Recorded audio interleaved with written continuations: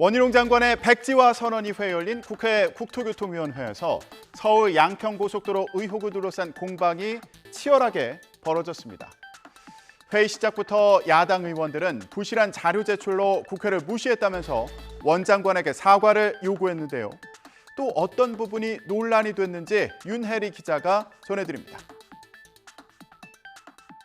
자료의 일부가 빠진 상태로 홈페이지에 공개된 점도 도마 위에 올랐습니다. 타당성 조사 용역을 맡은 설계업체가 지난해 4월 종점부 위치 변경 의견을 담은 과업 수행 계획서를 제출했는데 정작 공개된 문서에는 이 부분이 빠져 있었기 때문입니다. 국토부는 담당자 실수라고 해명했지만 민주당은 설계업체가 용역 계약을 맺은 지 얼마 지나지 않아 어떻게 이런 의견을 낼 수 있었는지 의문을 제기했습니다. 기재부가 검토했던 예타 보고서를 열흘 만에 평가 검토를 쭉 하면서 거기에 종점부를 변경하겠다라는 내용이 사실상 들어가 있기 때문에 저는 굉장히 중요한 문서라고 생각해요. 여당인 국민의힘은 민주당이 거짓 선동을 하고 있다며 타당성 조사 과정에서 노선 변경은 이례적이지 않다고 두둔했습니다. 대안보다는 예타안이 훨씬 못하다는 걸 알면서 만약에 어떤 정치적인 압력이라든지 여러 가지 선동에 의해서 예타안으로 간다면 국토부는 배임이나 여러 가지 문제에 걸리겠죠.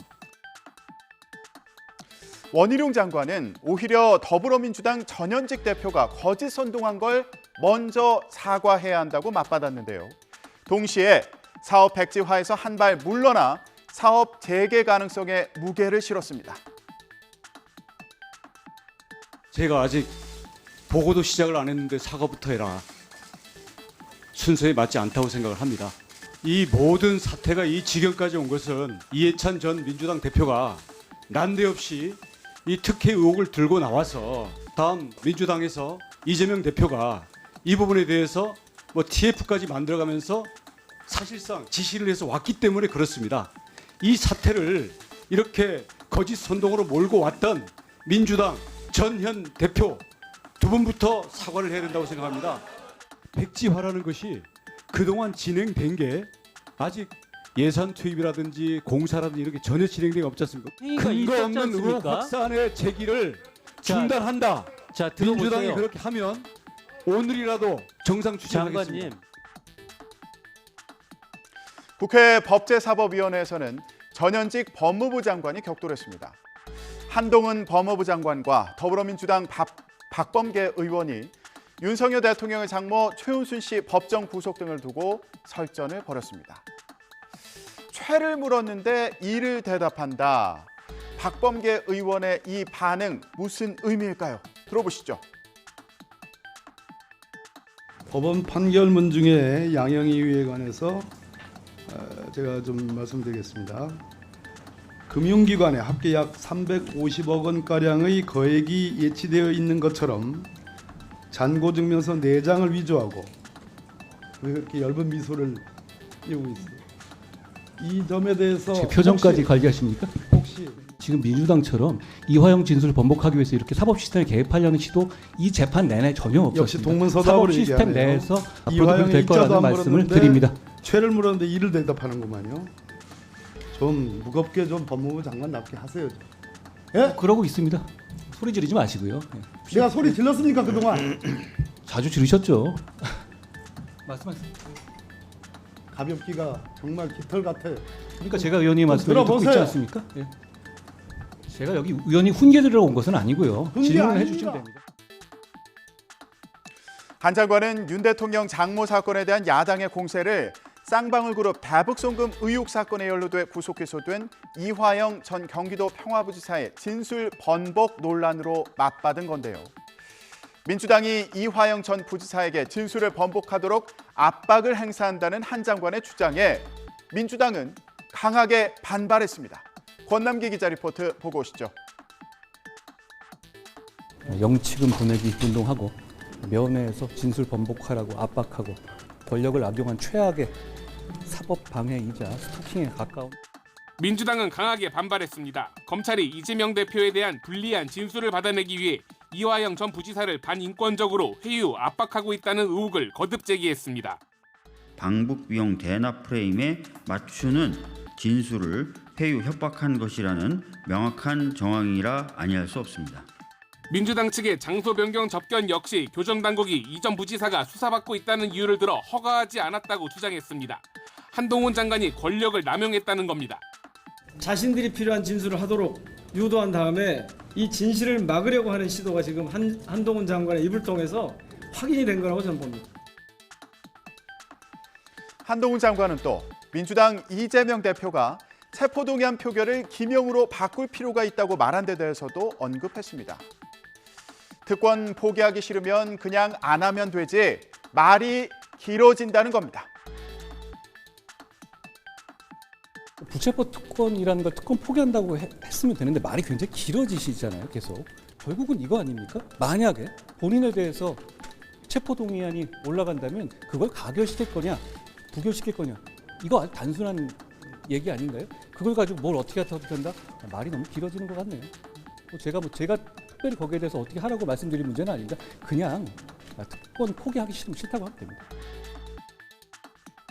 국민의힘에서도 쌍방울 대북송금 사건과 관련해서 다시 영장이 청구될 걸 우려한 이재명 민주당 대표가 체포동의안 기명 투표 카드를 꺼낸 거 아니냐면서 공세에 나섰습니다.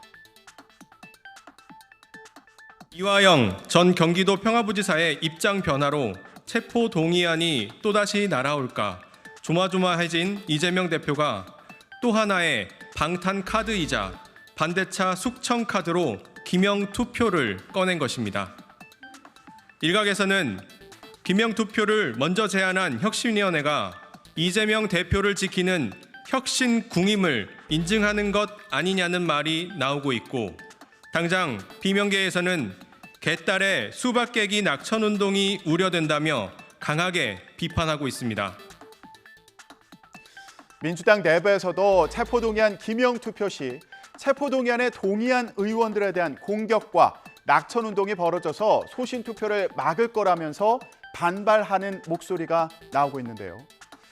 자, 이렇게 논란이 가열되자 김은경 혁신위원회는 체포동의안 기명 투표가 이미 국민의힘과 민주당 양당이 논의해서 국민에게 약속하고 추진하던 방안이라면서 정쟁의 수단으로 삼지 말라고 촉구했습니다.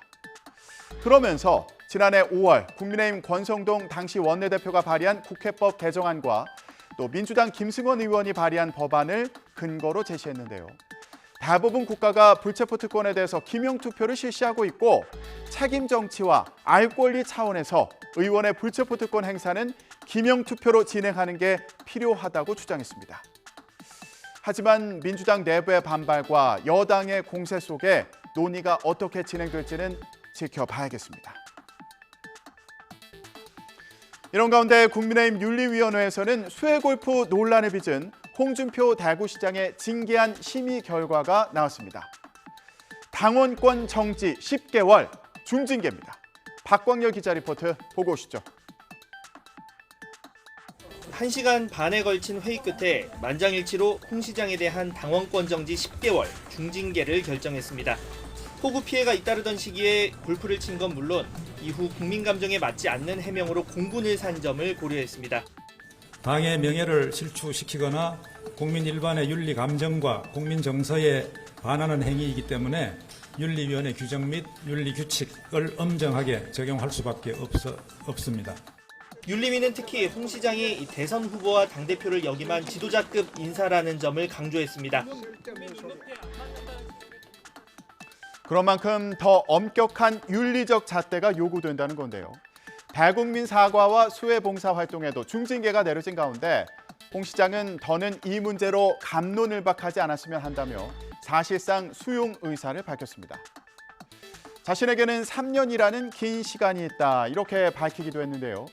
아직 대구시장 임기가 길게 남은 만큼 이번 징계가 자신에게 큰 영향을 주지 않을 거란 점을 내비친 것으로 풀이됩니다. 하지만 당정 협의 같은 일부 업무와 앞으로 공직 출마 시 공천 규칙에 따라서 불이익을 받을 가능성은 남아 있습니다. 홍 시장은 앞서 내년 총선에서 TK 50% 물갈이를 강조하기도 했는데 이번 중징계로 총선 공천에서의 영향력은 물론 TK 좌장으로서의 입지도 좁아졌다는 평가도 나오는데요. 앞으로의 행보가 주목됩니다. 지금까지 전국 브리핑이었습니다.